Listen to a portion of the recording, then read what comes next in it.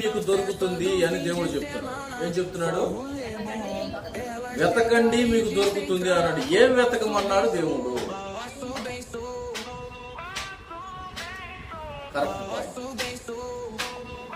దేవుడు ఇక్కడ చెప్తున్నది ఏమిటంటే, ఈ లోక సంబంధమైన వాటి గురించి దేవుడు ఎప్పుడు కూడా చెప్పడు. ఈ లోక సంబంధమైన వాటిని గురించి దేవుడు ఎప్పుడు, పరలోక సంబంధమైన వాటి విషయాల గురించే దేవుడు చెబుతూ పరిశుద్ధ గ్రంథంలో మనం బాగా గమనించినట్లయితే, మీరు వెతకండి మీకు దొరుకుతుంది అన్నాడు దేవుడు. ఈ వాక్యాన్ని ఎలా అర్థం చేసుకోవాలి మనం? దేవుడు వెతకమంటున్నాడు, ఏం వెతికితే మాకు దొరుకుతుంది అనేది మనం దీన్ని పరిశీలన చేయాలి. ఏం చేయాలి?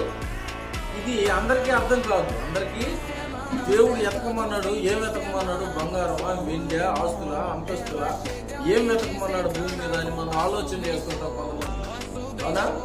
కానీ దేవుడు ఎప్పుడు ఈ లోక సంబంధమైన వాటిని గురించి చెప్పడని మీకు ఆల్రెడీ చెప్పారు. ఈ లోకములో ఉన్న వాటినైనను ఈ లోకమునైనను మీరు వెతకవద్దు, చూడవద్దు అని అంటాడు. అసలు అనుసరించవద్దు అంటాడు, అవునా? పరలోక సంబంధమైన వాటిని వెతకాలి. పరలోక సంబంధమైన వాటిని వెతకాలి. ఏం వెతుకుతున్నావు? ఏం వెతకాలి? భూమి మీద ఏం వెతకాలి? ఏం వెతుకుతున్నావు?